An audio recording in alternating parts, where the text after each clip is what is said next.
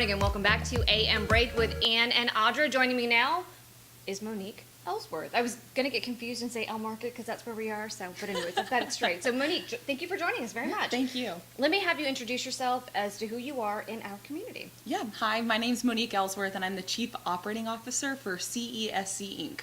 And so we're actually going to go back into time and we're going to have a history lesson. I would say most likely folks know the Kearney Center. So when they hear Kearney Center, Sure. they know exactly what that is. But your organization, which encompasses the Kearney Center, let's go back historically speaking. How did it all come about? Sure. The Tallahassee Leon Homeless Shelter, which was on Tennessee Street, it was located there for 26 years. Yes. Mm-hmm. And the mission for that agency was to provide services for individuals in our community experiencing homelessness, but those were primarily shelter and meals. Right, sure. Mm-hmm. Very simple. It's very simple. Right. In 2012, the Renaissance Community Center opened up, and we shared a backyard with the Right, homeless shelter. right, So we were on Virginia Street. And our mission was to make sure that we could pull together all the various social service agencies that already exist in our community so that they could co-locate in one single location. Right. To try and cut down the barriers of transportation that usually exist between someone who's experiencing homelessness and the variety of services that they Right. might need. Right. So we provided a venue where all these agencies could come together and provide a more holistic approach to serving the individuals in our community experiencing homelessness. Right. So from 2012 to 2015, we operated as two separate agencies and two separate buildings. But close together, therefore making it easy to walk back and forth. Very for those who easy. need the service. Yep, it's a genius idea.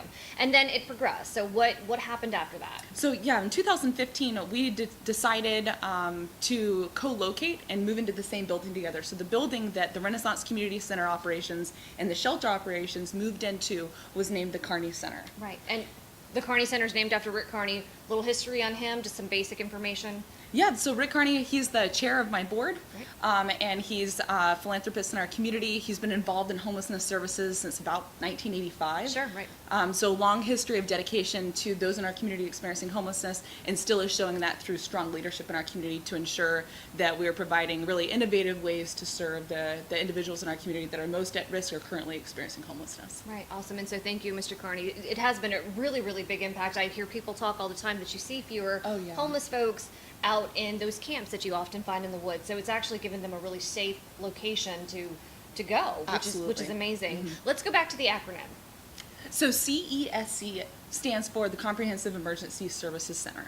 Right. And so the idea is that this entity serves one mission in our community, and that is to ensure that homelessness is rare, brief, and non-recurring. Right. And we're able to do that by having a number of different programs that serve specific goals and making sure that we meet that expectation. So we have the Kearney Center, which is the homeless shelter, and the basic needs of someone experiencing homelessness or at risk of experiencing homelessness can be met there. So that's in a lot of ways we might look at that as the way we triage someone. So if someone in our community is at risk of experiencing homelessness or is currently homeless, they could come to us, and during our assessment or our intake process, we determine whether or not we think we would be the best fits for someone and they need to stay here at the Sure. Kearney Center with us, or if simple advocacy might work. So we do a lot of diversion and trying to make sure that if some other location is still possible for them, that they utilize that before actually utilizing our services at the Kearney Center. But when we determine that there's no other option, they're welcome to stay with us. We only serve single men and women, Right.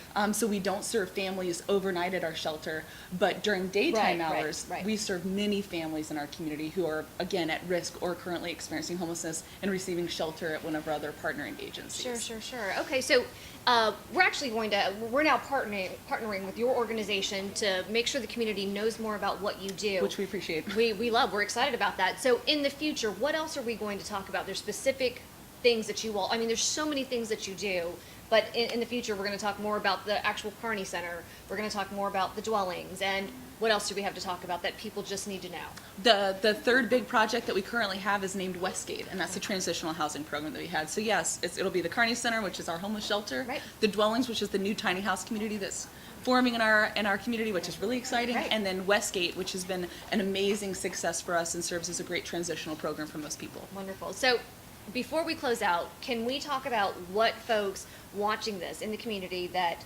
if they want to help, what are some things that they can do to help progress this effort? Sure.